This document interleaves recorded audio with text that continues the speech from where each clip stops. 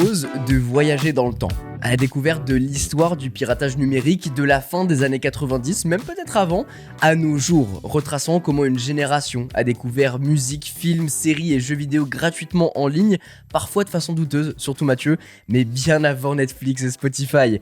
On va replonger à l'époque des connexions 56K interminables, des fichiers aux noms étranges téléchargés via Napster, de la chasse aux MP3 rares et des films en qualité camcorder tremblante. Loin de faire l'apologie du piratage, il s'agit de comprendre comment ces pratiques ont bousculé la culture et forcé l'industrie à se réinventer.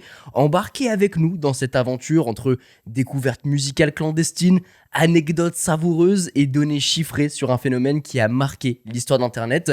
Bienvenue sur Bubble, le podcast où on prend le temps de comprendre ce que la tech change vraiment dans nos vies. Je suis Quentin et je suis accompagné de Mathieu et Rewan. Comment ça va ? Moi, t'as dit chiffré, t'as pas dit crypté, donc je me régale déjà. Déjà, c'est qualité ça. Je me régale. Il y a le saut qualité qui est là. Ah, vraiment ? Ouais, alors attends, tu sais, pendant que tu parlais, tu faisais l'intro, j'étais en train de dire, alors, cette histoire, je peux la raconter, il y a prescription. Toutes les histoires que je vais raconter, c'est rien de me faire des procès. Il y aura prescription. C'est trop vieux. Grâce à mon grand âge, je suis couvert. Non, mais de toute façon, on fait un disclaimer. Tout l'épisode, il est au conditionnel. De toute façon, on parle pas de C'est nous. vrai. On parle de personnages. Vous savez pas. Bon, peut-être. après, on Parle peut de moi, parler c'est peut-être de mon la double maléfique. jeunesse, tout ça, machin. On est tous passés par là. On va pas faire le mec. Mais Écoutez-moi bien. tu sais quoi ? Attends, juste un truc. Premier film piraté dont je me souviens de l'existence, chez moi, c'est Spider-Man 1 que j'ai eu avant sa sortie. Alors, Déjà, c'est en complètement salle. la question que je voulais vous poser. Ah, c'est ok, quoi votre premier ok, téléchargement ? ok. C'est génial. Bah, Spider-Man 1 ? Et c'est un pote qui me le file parce que c'est pas moi qui le télécharge, mais qui me le grave sur un CD. Il m'avait même imprimé la jaquette.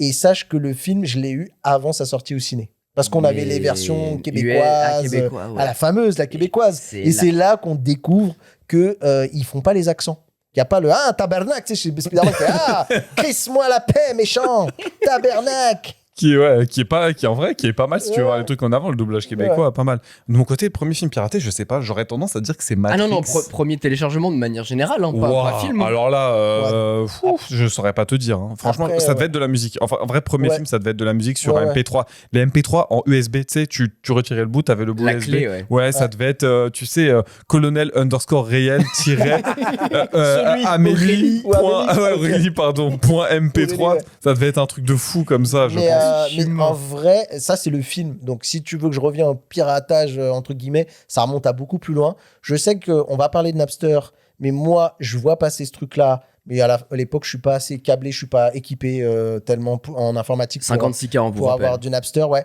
Mais donc, du coup, on va sans doute parler de l'autre acteur qui a déferlé en France, Imul. Et ouais, ça devait être des MP3. Après, il y a eu beaucoup aussi la phase, il y a très longtemps, c'est drôle, des ROM de jeux, Ouais. tu sais, sur Nintendo et tout, parce que les trucs pesaient pas trop lourd. Oui, c'est vrai, ouais. Et il faut savoir qu'à l'époque, télécharger genre un truc de 4 mégas, ça prenait grosso merdo en optimisé, genre directé avec la connexion qui a le vent derrière le dos qui Ouais, souffle et tout, les voiles grandes ouvertes, c'était genre 25 minutes, 30 même des fois. Hein. Ouais, bah, à ton Sachant que époque, des fois, ça oui, pouvait je monter pense. à 45, genre quand c'était un peu encombré, quoi. Toi, t'avais les images, elles chargeaient ligne par Oui, ligne. ligne par ligne. Ligne par ligne. Tu la exactement. voyais comme si elle était en train d'être imprimée sur ton écran. Il y en a, ils doivent se dire aujourd'hui, mais attends, mais qu'est-ce qu'il me raconte Qu'est-ce que tu me Frérot, racontes Qu'est-ce qu'il me raconte ces trois golios là? Comment c'est une image qui met du temps à s'afficher? Bah oui, Frérot. on n'a pas tous connu. Nous, Allez. on était là avant le Wi-Fi.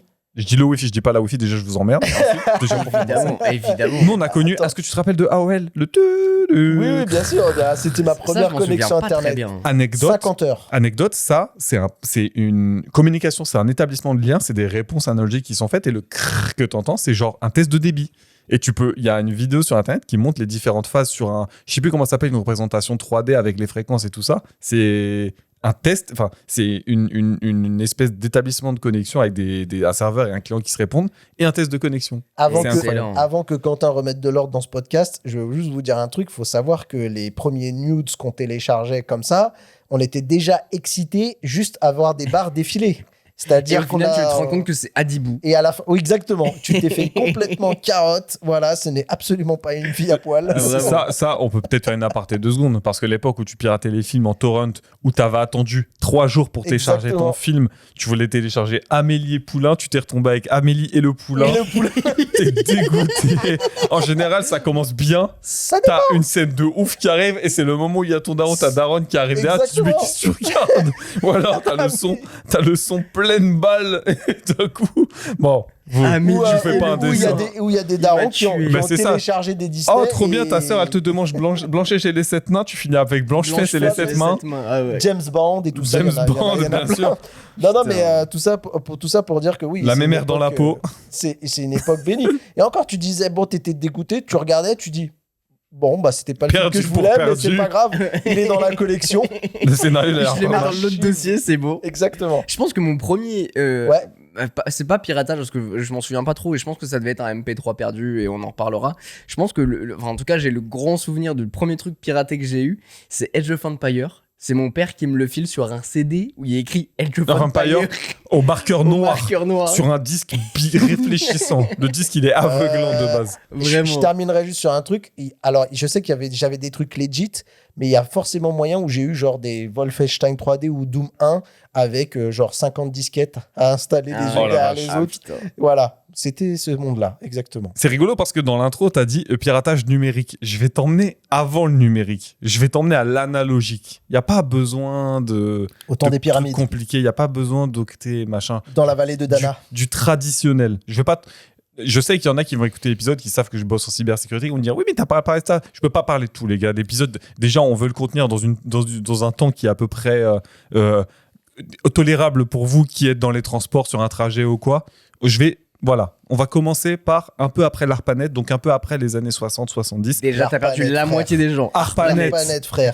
pour vous faire... L'Internet noir et blanc. C'était même pas l'Internet. L'Internet vert et noir. L'ARPANET, qui est le vénérable père de l'Internet qu'on connaît aujourd'hui, c'était un réseau qui avait été créé par les Américains, pour pas parler de tout ce qui est... Alors, je crois que c'était la DARPA, maintenant, avant, ça s'appelait pas comme ça.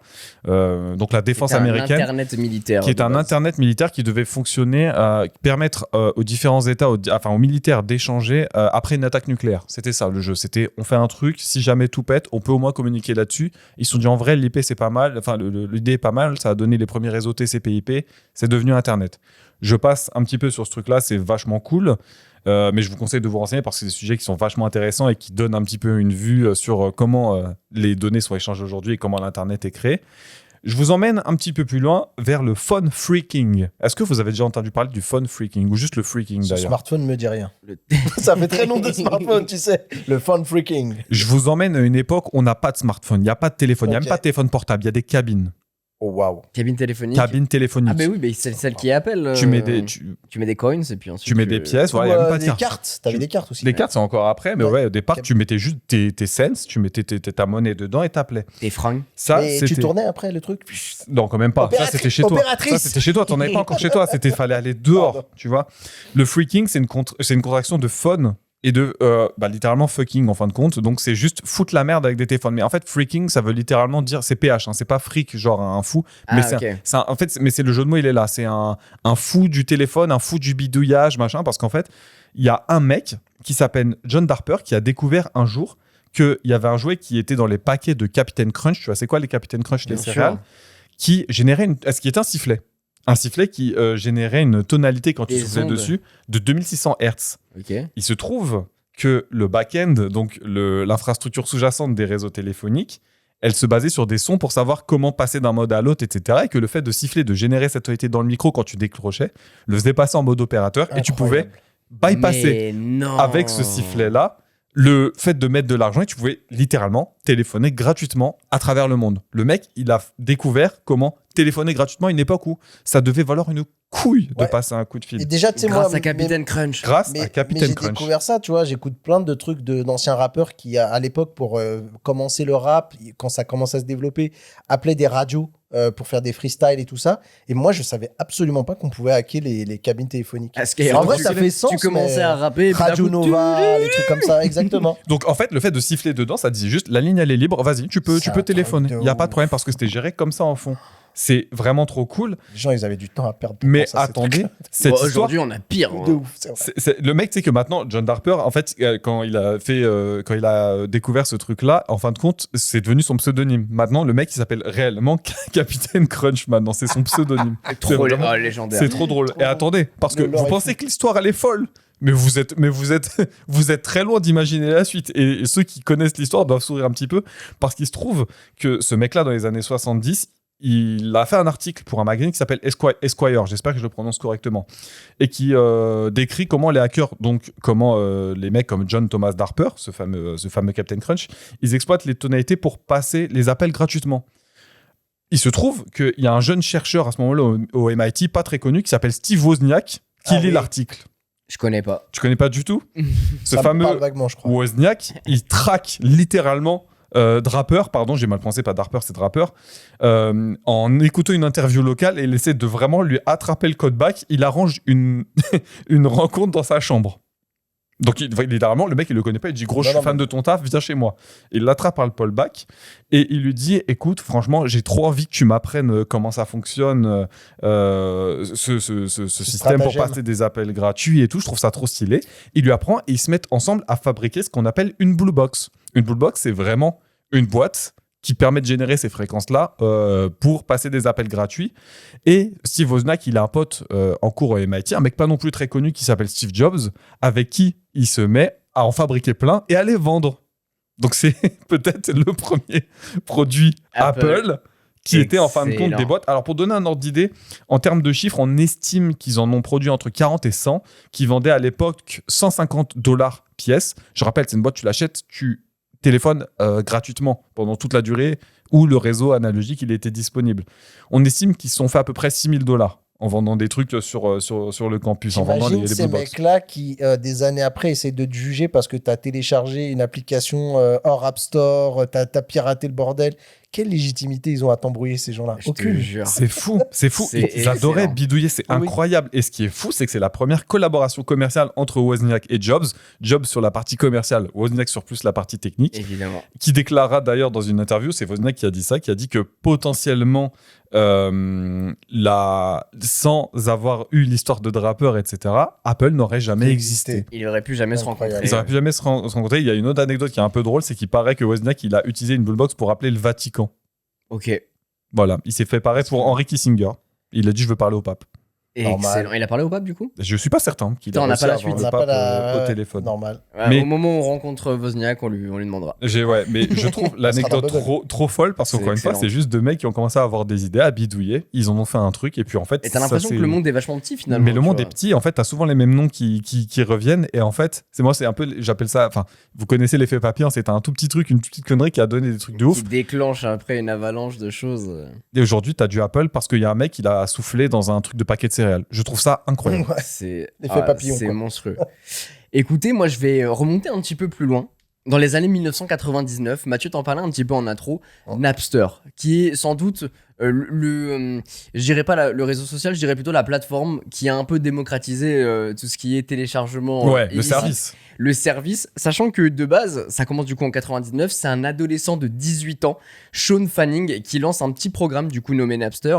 C'est un logiciel de partage de fichiers pair à pair, peer-to-peer, pour le dire en anglais, qui va vraiment mettre un peu le feu aux poudres de tout ça. Ça va créer un petit peu cette alchimie et les gens vont commencer à s'y intéresser parce que l'idée de Napster, pour ceux qui ne connaissent pas, pour vous remettre un petit peu les grands points, ça permet à n'importe qui d'échanger des fichiers MP3, donc de musique, en quelques clics seulement. Donc c'est du jamais vu à l'époque, sachant qu'on est à un moment dans la vie musicale des artistes où c'est du CD, c'est du vinyle. Bon, vinyle, ça commence un peu à s'étouffer, mais c'est du CD, quoi. Mais ce qu'il faut comprendre dans cette application, si on parle vraiment de la manière technologique, le truc geek qui nous anime, c'est que l'innovation de rupture là-dedans, c'est vraiment déjà tu vois, c'est pas forcément le transfert de fichiers parce que ça existe déjà, mais c'est l'index centralisé. Tu vois, un peu à l'image d'un Google qui a centralisé aussi également tout l'Internet et qui fait que ça rend carrément accessible à des gens qui ont zéro compétence pour trouver un titre de musique en tapant le nom d'un artiste et sa musique, quoi. C'est vrai que c'est important de le rappeler parce qu'à l'époque, Internet, c'était pas ce qu'on connaît aujourd'hui. Et donc, avoir une barre de recherche où t'écris Lil Wayne et tu tombes sur les musiques de Lil Wayne, à l'époque, c'était incroyable. Et en quelques mois seulement, Napster rassemble des dizaines de millions d'utilisateurs autour du globe. À son apogée, le service était environ 80 millions d'inscrits. Et ouais, parce qu'en fait, je te laisse imaginer aussi le jour, parce que tu sais, aujourd'hui, en fait, on est tellement très loin de cette époque qu'on n'arrive pas à voir. Mais moi, quand on me parle de Napster, on me dit cette phrase suivante. Tu mets ce truc-là et tu tapes ce que tu veux. Et en fait, du coup, il y a une espèce de limite de Truc waouh, vertige quoi. Ouais. et de vertige en disant en fait t'as littéralement toute la musique du monde qui est concentrée dans Ça, cette c'est interface. Il faut bien comprendre qu'à cette époque-là, tu voulais de la musique, tu voulais un film, tu sors de chez toi, tu vas en magasin, t'achètes un CD pour le avoir. Il n'y a Oui. pas de plateforme. Et j'irais même Apple, beaucoup plus loin. Enfin, Spotify, vas-y. Deezer, Ouais. Apple Music, tout ça. Mais YouTube. Bah, il y a iTunes qui commence en 2003, donc quelques années C'est plus tard. ça. Ouais, Pour mais- l'instant, rien n'existe. Il faut comprendre aussi à une époque, c'est que quand t'as genre un CD, un vinyle, un album, tu le fumes pendant 6 mois, un Ah oui, an ouais. avant, ou des fois, hein, bon, pour ceux qui n'avaient pas beaucoup d'argent. T'avais la chaîne IFI de T'as- ton daron. Moi, ouais. Et puis moi, genre, par exemple, tu vois, quand t'as pas de thunes, quand t'es comme moi, adolescent et tout, genre, tu viens chez WAM, tu sais, quand tes parents, c'est pas non plus des gens qui défoncent la musique, t'as 4 CD, t'es au max. Voilà, tu C'est tournes clair. sur 4 CD, quoi. Je suis assez d'accord avec toi. Donc, il faut se remettre aussi ce côté vertigineux de truc de dire, tout est là, c'est l'infini. Et Bon. c'est tellement dingue que ça occupe 60% du réseau des étudiants et des chansons jour et nuit. Mais t'imagines 60% du réseau, Ouais. c'est énorme. Et ce qui est. Donc, ça a créé une baie de phénomènes culturels, hein, clairement. Et il y a un truc Et, aussi que ça bouleverse. Je sais pas si tu allais en parler, pardon si je vais un peu vite, mais il y a avant la musique, c'est un CD, un album. Ça veut dire que toi, tu as écouté un son, un tube à la radio, parce que c'était souvent comme ça. C'était les sons, ils marchent en radio, et après, ça rentre dans la tête des gens, et tu as le tube de l'été, tu as le tube machin de l'année, machin. Et en fait, toi, quand tu veux acheter le morceau que tu veux, tu dois te taper un album. Alors que ça se trouve, toi, tu veux juste une chanson. Ouais. Donc, t'imagines le truc de dingue où on se dit, en fait, t'as plus besoin de te payer un album qui coûtait cher à l'époque, ça coûtait un certain prix, et surtout te dire, bah ouais, mais moi, sur les 4... Tu vois, peut-être des fois, t'as les 3 chansons qui étaient bien, mais tu dis, moi, sur les 21 chansons qu'il y a dans un album, j'en aime que 3, tu vois. Donc, ça, Exactement. c'est un truc de ouf aussi. Donc Il faut tu peux comprendre chercher, ça. ouais, tu peux chercher n'importe quel morceau et même des raretés ou même des enregistrements live qui sont de base introuvables. Exactement. Tu peux les télécharger chez toi sans payer. C'est énorme et évidemment, ça va poser un énorme problème de droit d'auteur et l'industrie musicale est carrément monté sur le créneau. Et d'ailleurs, des artistes comme Metallica ou Dr. Dre ont attaqué Napster en justice pour symboliser justement un peu cette colère. Et puis, bon, c'est pas les seuls. Il y en a certains, comme Chuck D du groupe Public Enemy, qui a défendu un petit peu Napster en disant ouais, mais les gars, c'est un peu comme une nouvelle radio et tout ça. Mais parce Le- qu'on sent qu'il y a les gens qui sont un peu de la contre-culture, qui veulent tout ce qui a attaqué le système. Pour eux, c'est bon, tu vois. Donc, je comprends ça. Il faut aussi savoir que quand Napster débarque, ça fait littéralement chuter l'industrie de la musique qui était à 14,5 millions de dollars en 99.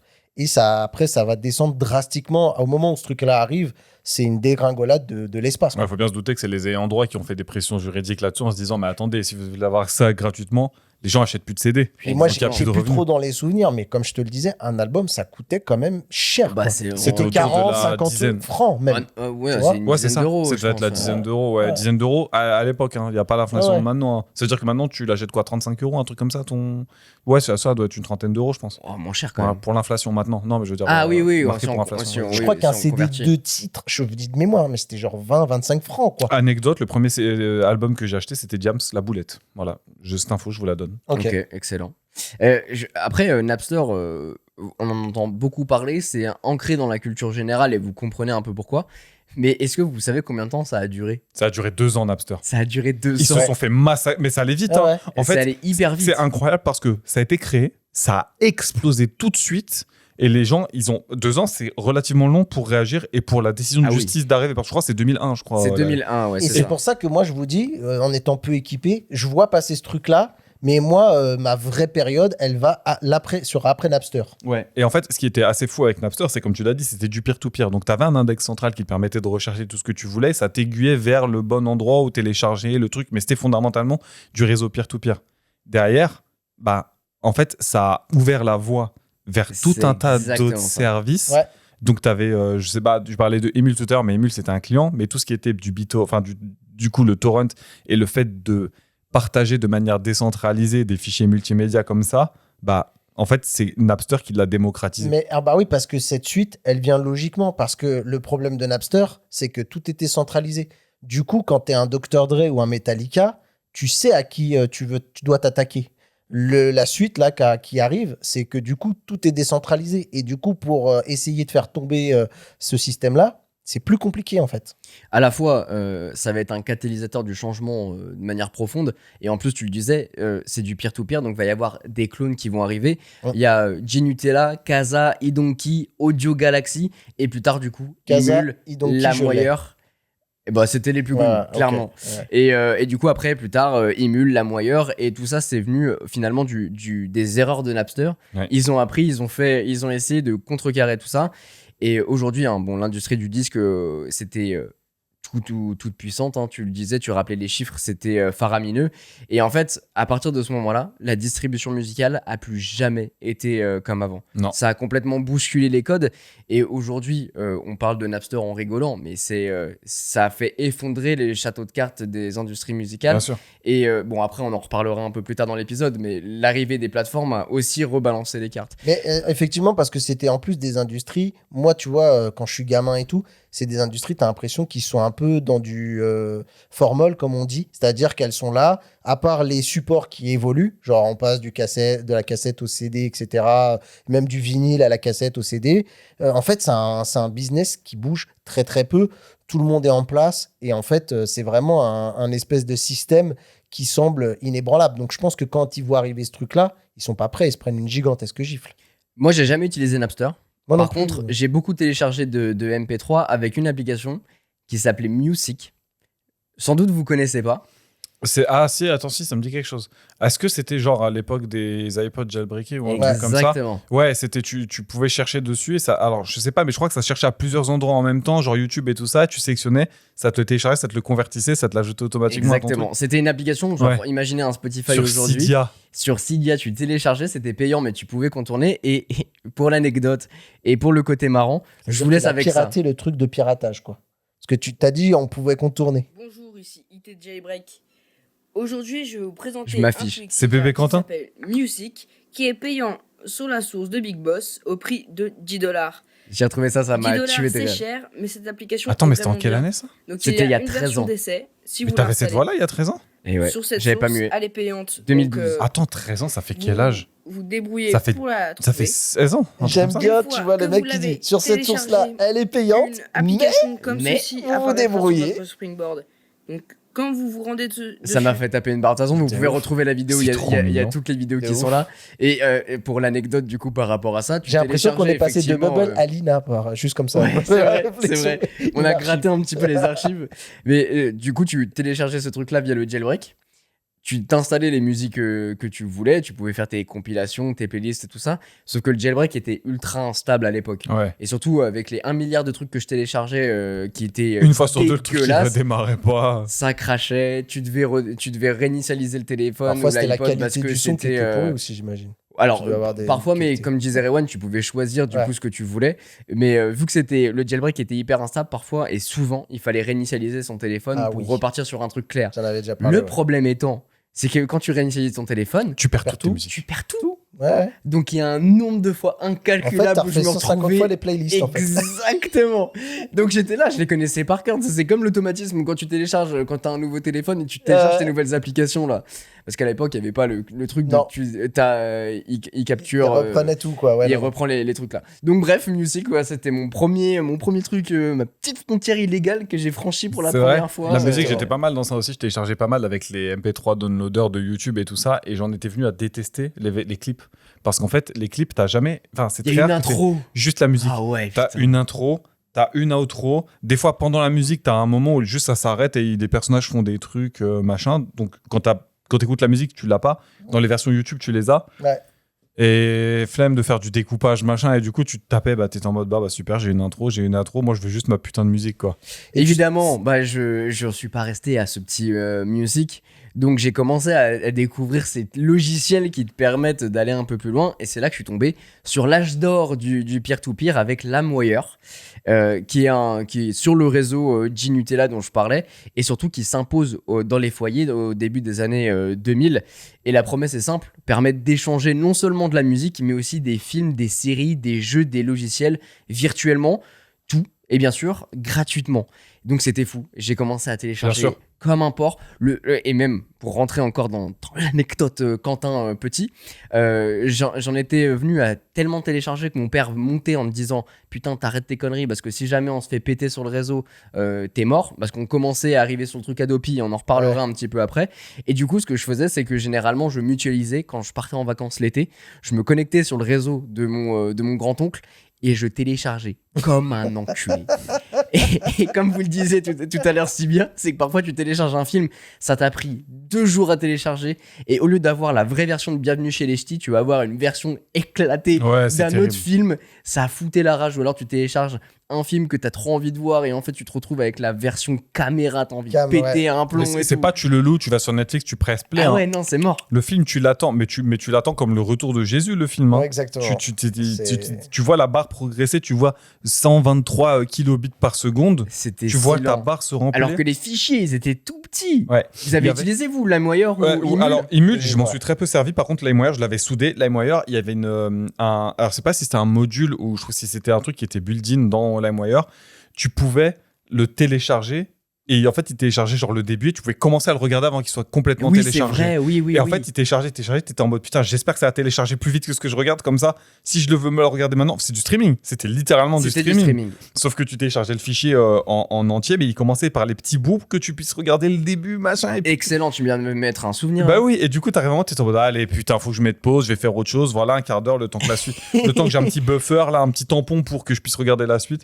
Non, quelle époque de fou. Et- L'époque où il fallait être patient, t'avais pas le choix de toute façon. Et c'est une époque aussi qui révèle comme ça l'appétence pour certains à la technologie. Bien sûr. Typiquement, genre Emule, il y avait un truc qui rendait complètement fou les gens, c'est que il fallait que des ados apprennent à configurer des ports TCP UDP pour avoir le fameux IID, pour avoir un téléchargement beaucoup plus rapide, etc.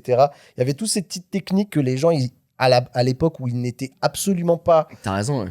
connectés avec même la technologie, avec l'informatique même. Il y en a vraiment, ils ont appris sur le tas parce qu'ils avaient tellement la dalle du téléchargement, ça on s'en rend pas compte, mais ça le piratage a apporté cette chose-là. Il y a des gens aujourd'hui qui sont devenus, on parlait de Apple, qui naît presque littéralement de la culture un peu du piratage. Je sais que Steve Jobs aussi était très très fan de radio pirate, Bien sûr. sur C'est- lequel il c'est- diffusait des extraits de il concerts, comme diffusait. tu disais. des Il trucs comme ça. diffusait avec Steve Wozniak aussi. Hein, C'est je ça. je crois que c'est Donc- comme ça qu'ils se sont rencontrés. Il y a un truc qu'on aurait peut-être pu mentionner même au début de cet épisode, c'est que aujourd'hui, on parle du prisme du piratage, non pas comme juste un truc, un méfait, un truc un peu Oui, malsain. une période malsaine mais de l'époque il y avait numérique, vraiment beaucoup de choses qui sont nées du piratage, comme le fait qu'il y a certains qui disaient, en fait, le monde doit avoir accès à la culture gratuitement. Il y avait cette idéologie qui traînait aussi du Ouais. piratage. C'est vrai. Après, il n'y a pas que des trucs d'odeur de sainteté comme ça. Il n'y a pas que du... Voilà. Il y a vraiment... Nous, on a téléchargé pour avoir accès à des trucs et... Disons que maintenant, Ouais. il faut faire la part des choses. C'est sûr qu'il y a, au bout d'un moment, les gens qui ont créé, il faut leur rendre. Oui, C'est un peu la polémique mais même qu'on a au-delà aujourd'hui avec YouTube, tu vois. Ouais. Mais c'est vrai que il faut un peu des deux, finalement. En fait, il y a l'éthique derrière. En fait, moi, j'ai un problème avec. En fait, c'est du piratage. Sauf que on peut. Moi, quand je m'adresse aux gens vis-à-vis de cette culture, je parle pas de piratage volontairement, je parle de bidouillage. Parce que vraiment, l'esprit hacker, c'est ça. C'est tu as un système où tu as quelque chose, tu veux le détourner pour en faire quelque chose d'autre.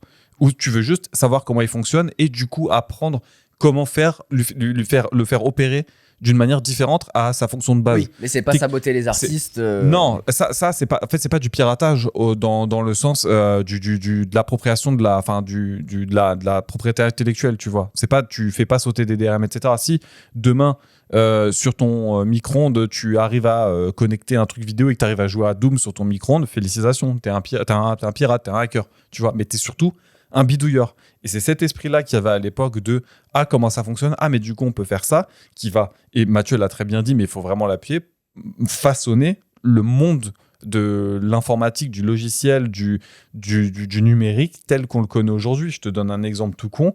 Il y avait un mec que peut-être vous connaissez de loin qui s'appelle Richard Stallman, qui a lui-même créé ce qu'on appelait la philosophie du code libre, qui donnera par la suite la distribution GNU, donc c'est GNU, ça se prononce GNU comme un GNU, Comment nous qui était en fait une volonté de créer un système d'exploitation libre avec des logiciels libres qui deviendra la base pour Linux, qui sera développé par Linus Torvald. Linux, globalement, c'est le système d'exploitation qui fait aujourd'hui tourner tout ce que vous voyez autour. Il y a du Linux forcément dedans. Android. Il y a Android, Arduino, ta télé sur Chrome OS ou Web pas, OS. ou même WebOS, Apple. Tu vas sur Internet, les serveurs de Facebook, de Google, c'est du Linux. Linux, c'est partout. Ta smartwatch, machin. Peut-être même que ton autoradio de ta vieille caisse, ça peut être du Android, enfin du Linux derrière. Linux, c'est vraiment... Linus Torvald, ça a été l'architecte de l'Internet moderne en 2025. Et le mec, il en a rien à foutre. Tu le croises, c'est vraiment un mec qui aime bien donner, qui se la pète pas. Il a fait une vidéo il y a pas longtemps avec Linus Tech Tips où il lui montait un PC pour faire du développement logiciel, etc. Le titre, c'est Linus au carré. C'est Linus et Linus. Parce que les deux s'appellent Linus. Excellent. Ou d'ailleurs, il en profite pour chier un petit peu sur Elon Musk. L'anecdote, elle est intéressante puisque Elon Musk, il a dit OK, on doit se séparer d'un certain nombre de membres du staff du développement. Je vais regarder celui qui produit le plus de code et ceux qui produisent le moins, je vais les virer. Et en fait, Linus, il dit ça, Linus Tech Tips dit ça à Linus Torvald. Linus Torvald lui répond n'importe qui croit que c'est une métrique suffisamment pertinente pour justifier un licenciement a jamais rien compris au développement, à l'informatique en général. Et tu as Linus Tech Tips qui lui dit est-ce que tu sais à propos de qui tu viens de dire ça? Il dit non. Il dit c'est quelqu'un qui est pas mal impliqué dans tout ce qui est développement développement des énergies machin pour le gouvernement américain machin et tout. Et il lui répond apparemment j'étais pile poil.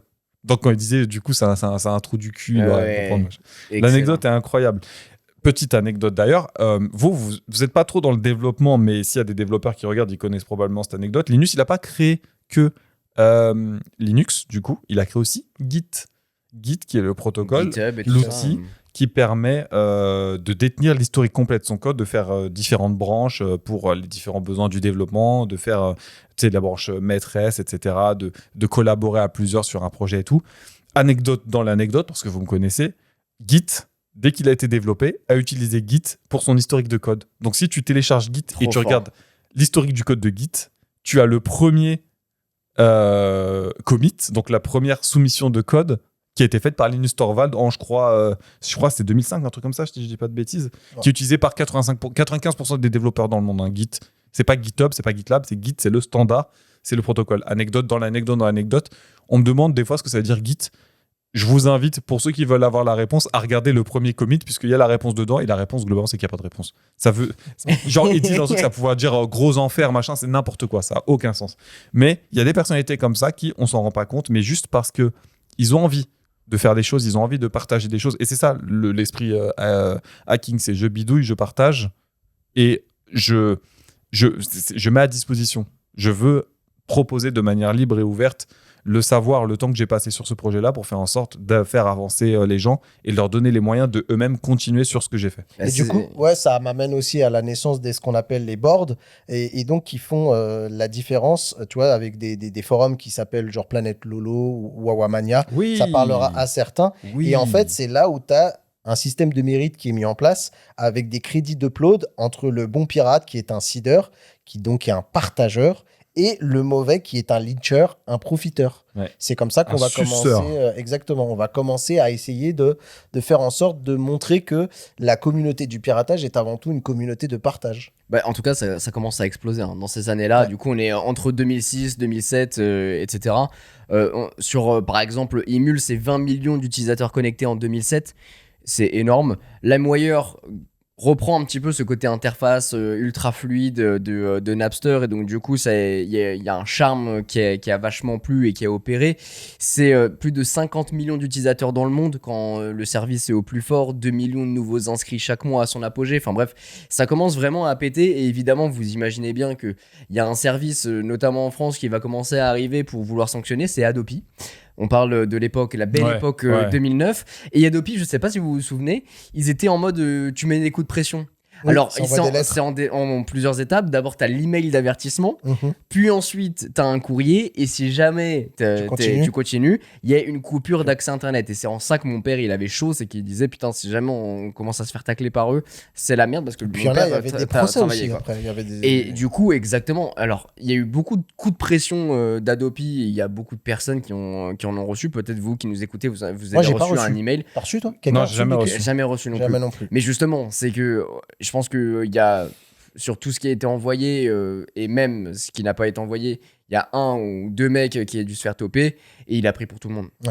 Mais surtout, tu veux des trucs. Adopi, ça a été un échec tant dans ce que ça a coûté, dans l'application des sanctions et en fait, sur le l'inefficacité constat global. Parce que Adopi, ça a été créé en 2009.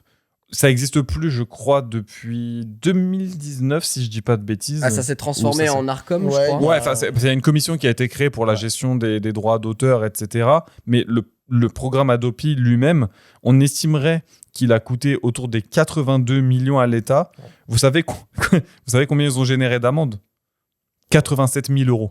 Et voilà. Mais oui, c'est ce que Pour j'ai dit. 82 millions. Oui. Mais je me souviens qu'à l'époque, c'était déjà le running gag que ça allait coûter une montagne d'oseille pour très peu de Ça fait résultats. 940 euros d'argent dépensé pour 1 euro retourné par amende. C'est- Bon, après, il y a quand même C'est eu ridicule. un petit effet. Emule a perdu 1 million d'utilisateurs en France en 4 mois. Ouais. Oui, Donc, parce il y a que eu t'as un petit coup de l'effet. pression, tu vois. l'effet, Mais après, il y a les gens, mecs ils ont qui sont mis à cramé. transpirer, Ils ont cramé que ça faisait rien. Et Ouais. d'ailleurs, ça faisait rien puisqu'en 12 ans, tu as eu 517 jugements qui ont été prononcés. Vous savez combien il y a eu d'avertissements ? 14 millions. Ah ouais, non mais bon, voilà. La Après, lenteur de la justice française, ça a du bon des fois. C'est vrai, c'est vrai. Après, il y a un truc qui a commencé à vraiment mettre le feu aux poudres par rapport à tout ça, c'est le téléchargement en direct. Est-ce que vous vous souvenez de cette belle ère ? Moi, franchement, j'en ai un souvenir, mais gros comme le monde. C'est le moment où le piratage prend une autre tournure. Tu commences à avoir des meilleures qualités et surtout, tu commences à télécharger des films, des séries, des jeux vidéo, des DVD finalement. Et tout ça sur les fameux DVD RIP. Je sais pas si vous vous souvenez Bien sûr. de ce fameux terme qu'on associe à tout ça. Et l'effervescence des plateformes de téléchargement Mais ça, direct c'est- comme ça- Mega Upload. Mais oui, ça c'est incroyable parce qu'en fait, déjà dans l'approche, encore une fois, ça veut dire que tu avais un mec qui se sacrifiait, qui achetait le DVD, Ouais. il le ripait ripait, donc et il le il récupérait, partageait je sais pas comment on dit, il le dégravait, il récupérait le Ouais. contenu du disque, Ouais, c'était il le le montait sur un disque virtuel et il le partageait aux gens en mode tenez, voici le film. Parce que Exactement. c'était pas juste il envoyait le fichier vidéo, t'avais vraiment le truc comme si t'étais dans le Avec DVD, tu pouvais Les cliquer menus, dans les les bonus menus et et tout, tout, c'était incroyable. Et il y a un truc qu'il faudrait juste revenir un tout petit peu sur le Adopi, et je me souviens, c'est sans doute aussi pour ça que ça a un peu débridé les gens sur le téléchargement, outre le fait de la qualité, tout ça, le téléchargement direct, c'est que moi, je sais pas si vous vous souvenez, alors j'ai été un peu dans un truc un peu flippant, je peux le raconter aujourd'hui. J'ai j'ai mis de l'argent dans un site illégal de piratage qui s'appelait Snow Tigers à C'est pas l'époque. bien, c'est pas bien, c'est pas bien. Qui a été Ouh. Très C'est vraiment pas la Exact. soundboard que je voulais C'est choper. pas- Turbo fort. C'est lui. Exactement. Et en fait, en gros, ce qui se passe, c'est que Snow Tigers, à un moment, est arrêté. Et il y a un article sur le blog de Corben, à l'époque, qui raconte que le site a été perquisitionné, que, soi-disant, ils ont arrêté les personnes derrière Snow Tigers, et surtout qu'ils ont mis la main sur la fameuse base de données avec les donateurs. Moi, j'avais mis de l'argent parce qu'en fait, ça nous permettait, à l'époque, parce que Snow Tigers marchait sur du torrent, si je dis pas de bêtises, ou en tout cas sur cette histoire de peer-to-peer. Et en fait, ça permettait aux membres VIP, quand tu payais, de ne pas avoir à forcément faire de partage. Du coup, tu pouvais juste récupérer ton téléchargement et couper. Et comme tu avais payé, tu avais ce passe-droit de dire j'ai pas besoin de partager. Donc j'avais fait ça et il y a ce truc-là qui pop. Et là, moi, je vois l'article de Corben. Enfin, c'est mon pote qui voit l'article de Corben qui me dit regarde et tout. Et là, on transpire pendant 1 mois. Et il faut savoir un truc. C'est pour ça, et je vais recoller avec ton histoire de téléchargement direct. C'est que je sais pas si vous vous souvenez, il y avait tout un débat à l'époque sur le piratage qui ne sanctionnait pas. Enfin, il y avait un espèce de flou entre le fait que tu télécharges un film et que tu le partages.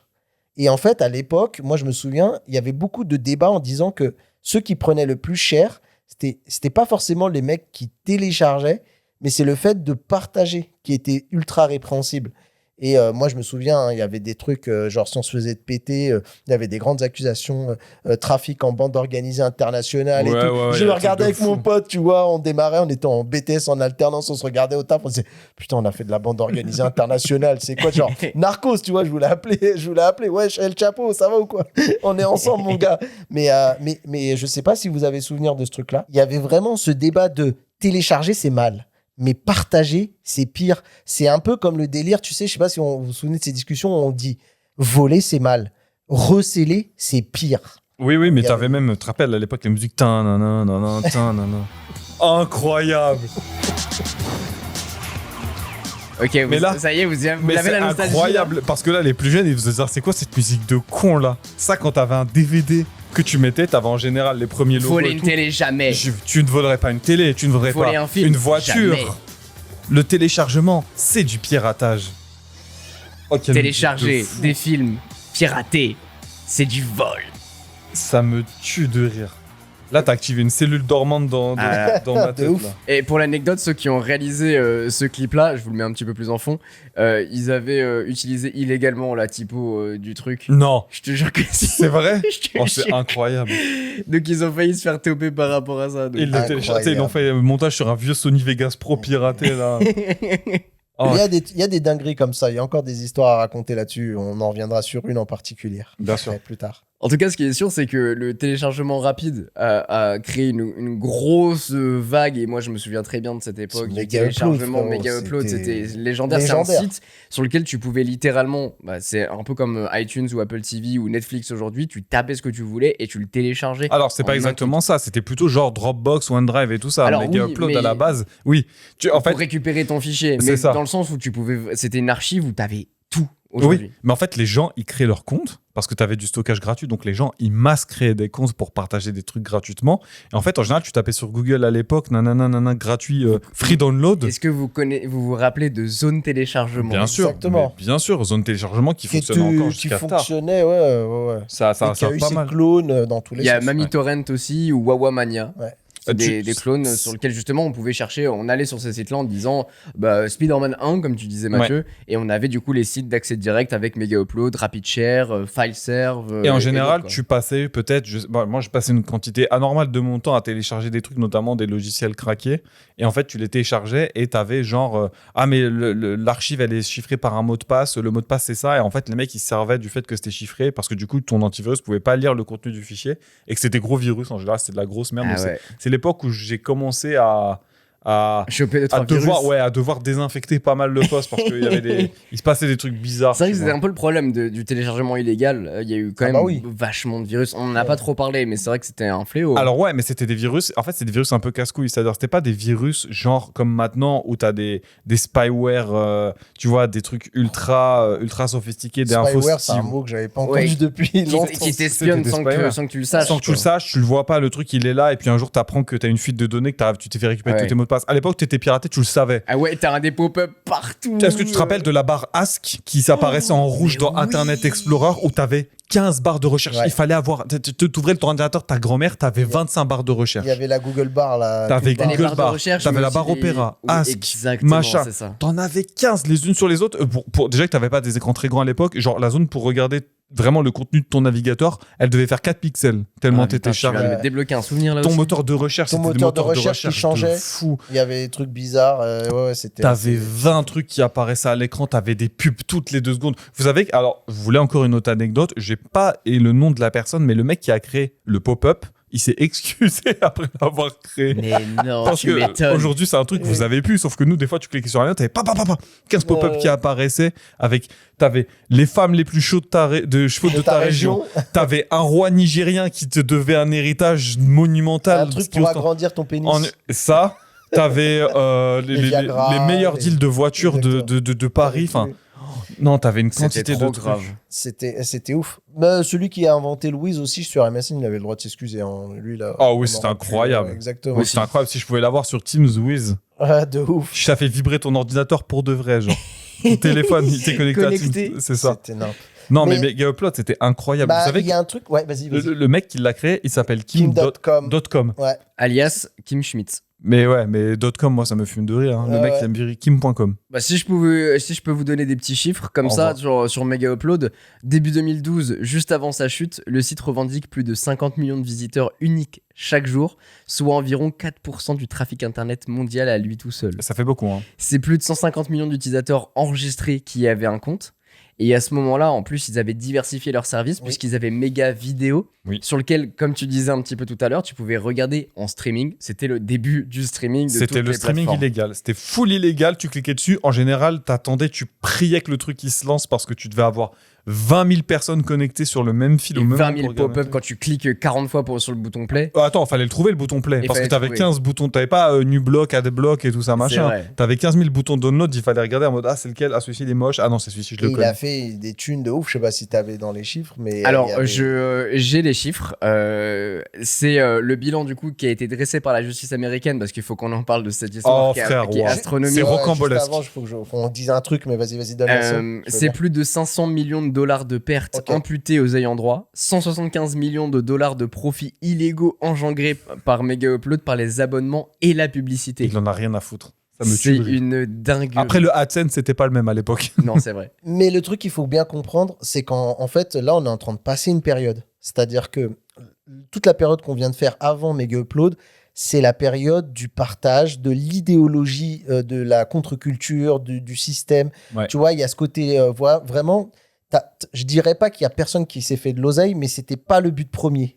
L'idée, c'était l'exploit. Moi, je me souviens, c'était vraiment de sortir Oui, c'est la le jeu faisabilité, Day One avant que l'éditeur ait le temps de sortir le jeu, Grave, de péter c'était le la système. compète. C'était de sortir le film avant que le film sorte en salle. Il y avait ces trucs-là et il y avait vraiment cette idéologie de vraiment c'est fait par des geeks pour des Ouais, et geeks. puis c'est le début de l'internet. Et c'est vraiment un truc de barbu en fait. C'est un truc de niche en fait. En fait, mais, oui, mais alors, je suis d'accord avec toi dans le sens, c'est un truc de niche parce que ça commence à arriver et tout, mais en vrai, chez tout le monde, que ce soit mec, meuf, enfin, moi, quand j'étais plus jeune, donc ça devait être primaire, début collège, tout le monde rentrait chez lui, ils avaient des espèces de gros PC Packard-Bell de ouf, Ouais. ceux où tu avais la station Avec de... la connexion AOL. La connexion AOL. AOL, non, en vrai, non, là, tu commences à avoir des trucs SFR qui coûtaient une couille Ah et oui, tout ça, mais d'accord.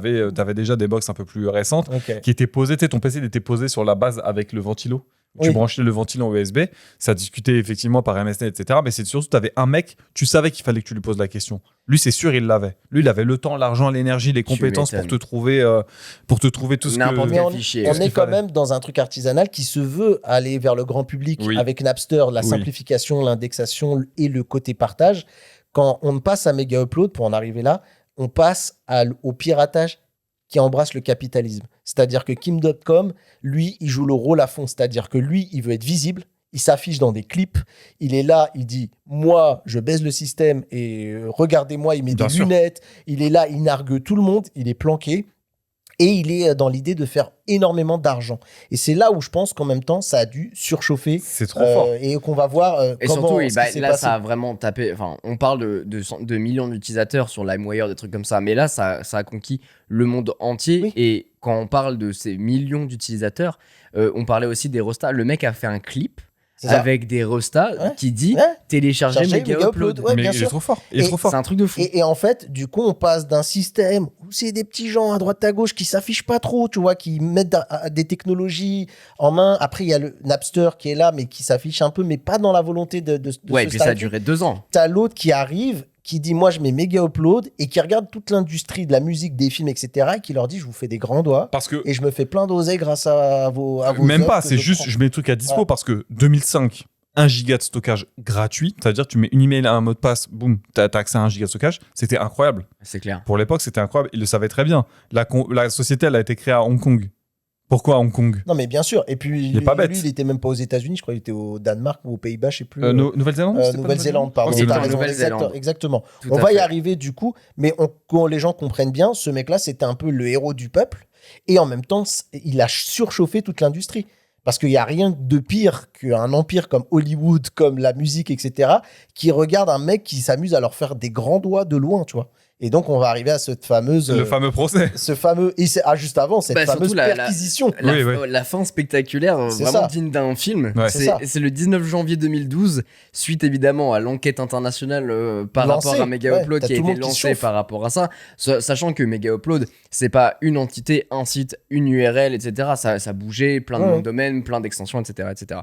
Et globalement, le FBI et les autorités néo-zélandaises ont fermé Mega Upload lors d'une opération coup de poing, comme on appelle ça. Ouais. Globalement, il a été arrêté dans son manoir d'Auckland, dans une scène un peu hollywoodienne, Ah, des où en fait ils sont hélicoptères, arrivés le SWAT. avec hélicoptère, bélier pour défoncer la porte, et ils y sont allés un peu comme les comment on appelle ça, tu sais, sur les lives. Les swatting. Ouais, les swatting où ouais. ils sont Ouais. arrivés, ils ont tout éclaté, et puis ils ont récupéré le mec, et bah voilà. Le mec, c'était un narcotrafiquant, en fait. Bien sûr. Voilà. Alors, il a été accusé pour violation massive de copyright, racket et blanchiment d'argent. Déjà, blanchiment d'argent, tu prends cher, mais le reste, tu prends tarif aussi. Oui, parce que Ça quand l'État arrive. fédéral, il arrive pour te choper comme ça, crois-moi qu'ils ont un dossier, mon pote, pour. Ils se déplacent pas avec une Ah ouais, opération comme énorme. ça. Et s'ils ont pour rien. resituer, là, on est en 2012. Pour que les gens On est comprennent en où est-ce qu'on est. 2012. En un instant, ils ont chopé 18 noms de domaines liés à Mega Upload qui ont été du coup saisis, 50 millions de dollars d'avoirs qui ont été gelés. Quand même, ils avaient une belle trésor. Et le site, du coup, affichait un sévère bandeau FBI. Bien Je sûr. sais pas si vous vous en souvenez de celui-là. Il faisait peur celui-là. On le voit Lui, pour le encore. coup, Hein, on le voit encore. C'est Non, pas exactement le c'est- même. C'est plus celui-là parce que Mega Upload réexiste sous le nom de Mega et Non. c'est un Dropbox. Ce que je veux dire, c'est ça. Mais ce que je veux dire, bah, c'est intéressant, mais on va en parler ça 2 secondes après parce que le revival du truc est un peu rigolo. Mais je veux dire, le bandeau du FBI et tout ça, c'est un truc qui arrive encore Ah oui, aujourd'hui oui, quand t'as pardon. des sites qui se font Évidemment, ouais. topés par les forces. Alors, t'en as plusieurs. Tu peux avoir le FBI en mode, ouah, ce truc a été saisi, nanana. T'as ceux d'Europol, t'en as plein. Mais le petit C'est bandeau vrai, t'as noir raison. avec le petit pigargan avec l'espèce de bandeau. Il fait, Ah, celui-là, ils sont il forts, fait les flipper. Américains, là-dessus. Donc ouais, il y a eu une grosse période marquée justement pour cette lutte de communication. Le fameux, on vous le disait, le piratage c'est un crime, c'est du vol qui passait sur tous les DVD, et tout ça à chaque fois qu'on en avait.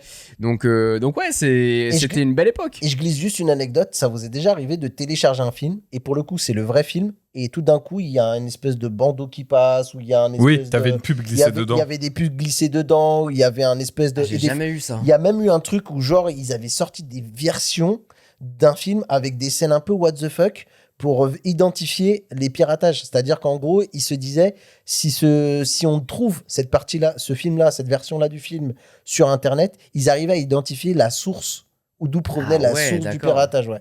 C'est Excellent. assez rare, mais j'ai vu ce truc-là aussi Ça, passer. alors moi j'ai pas vu ce truc là mais j'ai vu les pubs et tout, des trucs un peu glissés là-dedans. Un peu comme il y a eu dans le monde des smartphones où à un moment ils donnaient des prototypes spéciaux à certaines personnes. Comme ça, s'il y avait des fuites sur Internet, ils savaient Ils savaient d'où que provenait c'était toi, ouais. la source. Ouais. T'en as plein des trucs comme ça avec de la stéganographie si je dis pas de bêtises. Donc tu mettais des petites pixels à certains endroits qui pouvaient Ouais. être interprétés en mode ah bah tiens cette image là il y a ce truc là, ah ça je pense que ça C'est vient pas Roger, d'une source. c'est Roger de. C'est toi, t'es mort. du- Et juste pour revenir sur la fin de Mega Upload, donc effectivement le mec se fait fumer globalement le 19 janvier 2012 avec la saisie de ses serveurs, le gel de ses comptes, le blocage de ses domaines machin. Un an pile après, pour fêter l'anniversaire de la fin de Mega Upload, vous savez ce qu'il crée? Méga. Méga. Très fort. Très fort. Donc là, ça Je se crois qu'il voulait... l'a créé en tôle, non? C'est- Il y avait pas une histoire comme ça où, je sais pas, ça je saurais pas dire, mais je sais que cette fois-ci il a axé le truc. Alors, en vrai, déjà le nom Mega, ça me fume de rire parce que c'est un gros pied de nez à Mega Upload, mais c'était en mode, bah, cette fois-ci, c'est un stockage plus sécurisé avec de la gestion du chiffrement de bout en bout, ce qui était relativement rare encore une fois pour l'époque. 50 gigas gratuits là où les autres, la concurrence, t'avais, je sais plus, 5 gigas ou peut-être 10 gigas max. Mais pour Est-ce que vous vous rappelez de SkyDrive, qui est l'ancien nom de OneDrive? Ça s'est pas Ah toujours oui, je appelé me souviens OneDrive. de SkyDrive, Ça s'appelait ouais, SkyDrive exactement. sur Windows 8 quand Waouh, c'est sorti. Exactement. Windows Ça, 8 c'est ouf. qui puait sa grand-mère, Ouais. mais ça fait l'objet d'un autre épisode. J'en ai parlé un petit peu dans l'épisode sur Valve. N'hésitez pas à aller regarder. Allez voir. Et parallèlement à l'essor du téléchargement direct avec Mega Upload, il y a un autre mode en tout cas de partage illégal qui s'est imposé, c'est le torrent. Oui. Alors que moi perso, j'ai jamais utilisé. Ça me paraissait hyper compliqué à Oui. l'époque, surtout dans la manière d'aborder les choses. En fait, globalement, et vous allez me reprendre parce que moi je suis pas un expert comme je vous le disais, il y a des sites qui ont explosé, notamment The Pirate Bay, qui est un site suédois qui a été fondé en 2003, qui a été un Qui a peu... donné naissance cette, à un parti politique, je crois. Ça vient d'un peu de ça Ah ouais aussi, le parti pirate. Mais Ouais, Ah, c'est un possible. truc européen. T'as des anecdotes de fou. En tout cas, c'était un bête d'annuaire de torrent. Ouais. Dessus, c'était film, album, logiciel, e-book même, enfin, t'as plein de trucs. Et le but du torrent, et reprenez-moi si je me trompe, c'est en fait, tu télécharges, mais pas comme un lien direct. C'est que en fait, chaque personne qui accède au torrent est un maillon de la chaîne. Et donc, du coup, quand tu télécharges un film qui pesait de plus en plus lourd, hein, maintenant, Oui. on commençait à arriver Oui. sur des trucs faisait avec une bonne 4 qualité et tout gigas ça. ou un truc comme ça. Ouais. Et qui existe encore aujourd'hui d'ailleurs cette formule. Et en fait chaque bribe du téléchargement, donc de ces fameux 4 gigas admettons, sont dispersés entre plein de PC différents, un peu comme la blockchain finalement, pour pouvoir télécharger plus rapidement. Ouais, c'est à peu près ça. Alors, Pour résumer. ouais, c'est ça. En fait, alors c'est pas des petites bribes du fichier qui sont dispo partout, c'est le fichier en lui-même, que Oui, ce qui soit est entier découpé. ou pas, qui est découpé, mais qui, en fait, si tu le télécharges en entier, tu l'as en entier. Par contre, les gens peuvent se connecter à toi si tu l'as téléchargé pour que tu deviennes un nouveau maillon de la chaîne peer-to-peer, un maillon de la chaîne de la blockchain, du coup. Et ça reposait effectivement sur là où Mega, c'était des serveurs qui essaient de centraliser, etc., sur une infrastructure décentralisée. Donc, tu pouvais pas faire tomber le maillon de la chaîne. Il fallait faire tomber tout le réseau ou rendre la recherche, la fourniture du torrent impossible, ce qui est par défaut impossible. Donc, c'était un gros avantage niveau disponibilité du service comparé à des infrastructures client-serveur comme Mega Upload. Mais du coup, je comprends paradoxalement pourquoi, par exemple, des gens comme Quentin se sont pas jetés Claire. sur le torrent, parce Bien que on faut comprendre que ça vient un peu, ou en tout cas un peu en même temps, que c'était beaucoup moins populaire que Mega Upload, parce que c'était beaucoup moins accessible facilement techniquement. Après, c'était pas si dur que ça, mais Oui. quand tu as goûté à Mega Upload et que tu arrives à ce truc-là, Et tu sur dis, un ah lien. ouais, Mais pourtant, BitTorrent, par exemple, ça représentait en 2008 jusqu'à 30% de l'ensemble du trafic d'Internet mondial. Putain. C'est 30%. Je trouve ça mais colossal. parce Il y que... avait un côté aussi un peu cool, je te coupe. Ouais, pardon, vas-y, pardon. où, par exemple, bon, on pouvait trouver à cette époque, 2008 et même plus tard, de 2009, 2010, etc., des épisodes ou des derniers films qu'on pouvait avoir, genre Game of Thrones, des trucs Mec, comme les ça. séries 24, Game of Thrones, c'est un peu ça qui a donné Exactement. Lost. c'est clair. C'est ça qui- Les nouvelles séries qui sortaient aux US et qu'on voulait avoir en France, il y avait Oui. toute une communauté qui existait pour pouvoir sous-titrer ultra Les rapidement fansubs. et le plus rapidement possible C'est clair. finalement tous les films, la Bien discographie, sûr. etc. C'était fou. The Paribet, c'était le plus populaire, il était international, il avait même... je crois qu'il existe toujours, mais c'est beaucoup moins alimenté. Tu as des proxys maintenant, puisque The Paribet, c'est globalement bloqué chez tous les fournisseurs partout, d'accès ouais. à Internet, donc ils utilisent des proxys pour rendre le truc dispo. En France, tu avais une communauté qui était relativement grosse quand même, qui était T411, Ouais. qui s'est renommée Je me par la souviens. suite en YGG Torrent. Ah. YGG Torrent, qui est passé il y a pas longtemps en tracker privé, donc tu peux pas voir les torrents qu'ils proposent à moins d'avoir un compte qui est validé par la modération et qui a un principe de ratio. C'est-à-dire que, en fait, quand tu télécharges, tu es obligé de soumettre, puisqu'il y a un principe de je télécharge, je Je rends. partage. C'est le don Exactement. de soi. C'est ça. Ouais, ouais. Mais en fait, il y a un truc qu'il faut aussi comprendre dans le monde du téléchargement, du piratage, on va dire, c'est que tu as donc, on va dire, des pirates grand public, des gens qui vont sur Mega Upload, qui vont sur les trucs très faciles d'accès. Et tu as déjà, moi je me souviens, hein, on téléchargeait des fois sur des trucs et les mecs disaient, ah ouais, toi t'es sur Mega Upload, ah non, mais moi je suis sur les torrents. Et limite, t'étais presque un expert. Il y On avait, se ouais, il y avait disait, compète. je suis T'avais- déjà dans le t'as- move d'après, tu vois. T'avais des, comment ça s'appelle? T'avais des, ah putain, j'ai plus des sommeliers du torrent. C'est en mode, moi j'utilise, ça c'est mainstream, ça tout le monde connaît. Moi je veux le Moi, mettre je veux fin. le Graal. tu vois. Après, c'est vrai que les gens qui utilisaient du torrent, généralement, ils avaient une bête de qualité sur Ah, les, des gens sur qui- les, sur les Exactement. fichiers, Ouais. alors que moi, j'avais de la merde.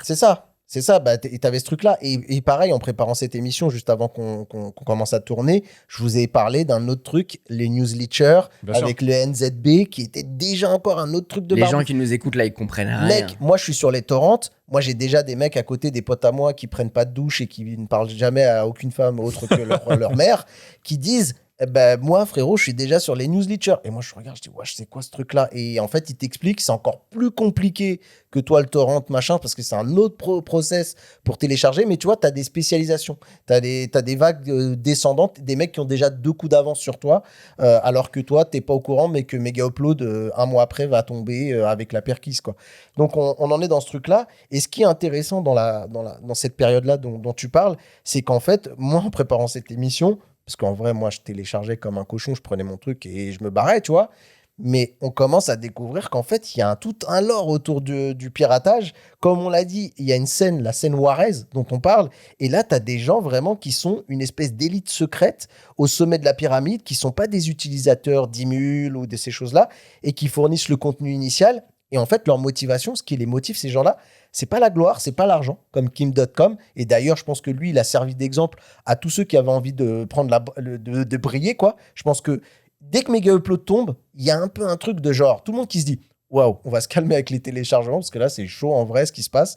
Et ces mecs-là, eux, ils sont plutôt là en mode, c'est la guerre. Et t'as des groupes qui sont encore très connus, comme Reloaded, qui font des trucs, ou Skid Row, que vous avez peut-être vu des fois quand vous Sur les jeux, téléchargez. quand t'avais les launchers à trucs. l'époque, les Ouais. launchers des jeux craqués, enfin les installeurs, pardon, où t'as leur musique en fond. T'as jamais entendu une espèce de petite musique un peu type chinoise, la tring? Ah oui, oui, oui. Ah non, T'avais C'est toujours des la trucs, musique en c'est fond. des Je te la installeurs. Mais retrouverai. ouais, mais parce que c'est un mec des consoles. C'est lui. vrai, non, c'est un mec qui paye.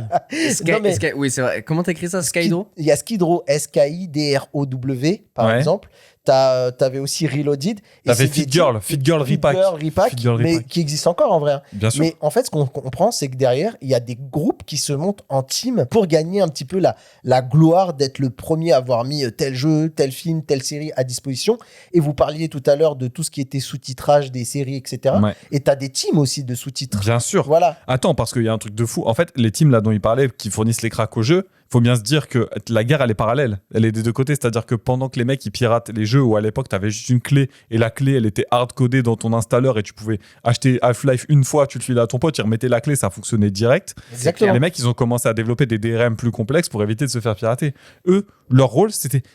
Je m'en fous du jeu, machin, je veux juste péter le nouveau C'est DRM. Je veux casser ce qui a été renforcé. Ils vont le renforcer, je le sais, mais je le recasserai. Et le jeu, c'est que de péter les trucs comme ça en boucle pour juste... C'est pas faire chier, mais il y a un peu de ça quand même. C'est de la derrière. technique, c'est un exploit technique, par Ouais. exemple, c'est exactement le C'est Graal dont comme tu disais. aller chercher le jailbreak, quoi. Bah, en C'est ça. fait, c'est ça. C'est pour eux. Bah, en fait, le mec qui jailbreak, c'est presque pas le piratage qui le motive. C'est de dire auprès de tout le monde, j'ai pété C'est la la prouesse, protection d'Apple. Et donc, c'est ça. Le Graal, c'est souvent le release day 0, par exemple. Ça veut dire sortir un jeu, un film le jour J avant qu'il doit sortir officiellement. Pour la communauté des mecs qui font des sous-titres, c'est d'avoir les sous-titres de meilleure qualité possible, les traductions les plus fines possibles pour que tu aies ce qui se rapproche le plus de ce qu'a voulu évoquer la série ou le film dans genre l'humour, tu vois, dans les délires comme ça.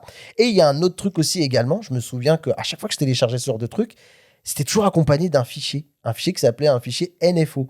Et moi, c'était un fichier au début qui me terrorisait. Alors, Rewan me disait en off avant, bah oui, mais c'est un fichier texte et tout. Mais quand on sait tout ce qu'on peut foutre dans le texte, et souvent, quand tu l'ouvrais, il avait une gueule bizarre, le truc. Il y avait des espèces de... Des motifs, mais faits avec des éléments, je sais pas, avec des pourcents, des machins.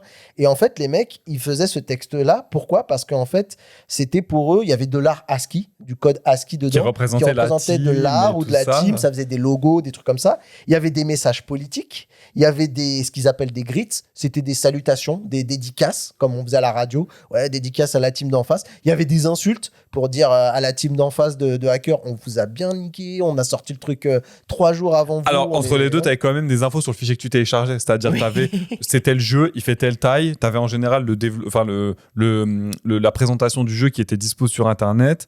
Le nombre de fichiers, leur nom, et puis après, tu avais effectivement entre c'est le ces livret trucs-là. interne des jaquettes, en fait. C'est pas le dans livret les interne, c'est DVD. vraiment la description de ce que tu vas télécharger et de comment l'archive elle est foutue. Ouais, Parce que- des fois avec le codec, la définition. Et là, t'avais même des fois des tutos quand c'était compliqué pour l'installer. Ouvrez le keygen, machin, Voilà. le mot de passe, c'est ça. Une fois que t'as mis, coupe ton accès à firewall. Internet, Mais les gars, c'est pour ça que désactive j'ai joué Internet. à la console direct, en fait.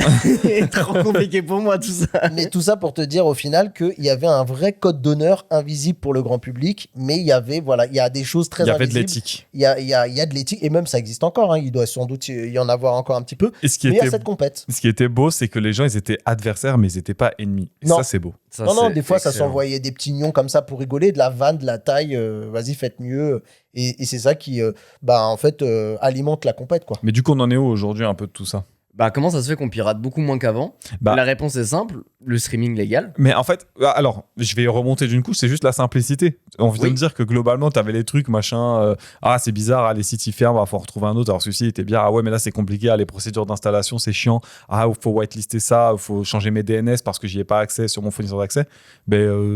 Frère, tu payes 6 € par mois, peut-être un peu plus maintenant. La En simplicité. un clic, tu télécharges ton truc, même pas, ta musique, t'es même pas obligé de la télécharger. À l'heure où les fichiers prennent de plus en plus d'espace et que tu dois débourser des 200 € de plus pour avoir 200 gigas de plus sur ton iPhone, ça fait chier de télécharger tes trucs. Ce qui est intéressant, c'est la stratégie adoptée qui est, si tu peux pas les battre, rejoins-les. Et donc du coup, c'est là que Apple a ouvert iTunes en 2003. Ouais. Ensuite, on a vu l'apparition de Spotify, Deezer, le streaming par abonnement en 2008, qui a un peu réconcilié justement les utilisateurs avec la légalité. J'ai un petit climax, justement, un petit poulet croustillant. Vous voulez un truc ? Eh bien, il faut savoir que tu parles de Spotify, hein, et justement, je ne sais pas si vous savez, il y a le PDG qui s'appelle Daniel E.K. de Spotify. Heck. Vous savez, il était PDG de quoi avant ? uTorrent. Ok. Le plus grand logiciel, site, le plus grand logiciel de l'un des logiciel plus de grands. torrent du Excellent. monde. Il crée justement Spotify pour être meilleur que le piratage. C'est-à-dire que le mec, il a participé à l'industrie du piratage et il s'est dit, on va créer un truc legit, meilleur que le piratage.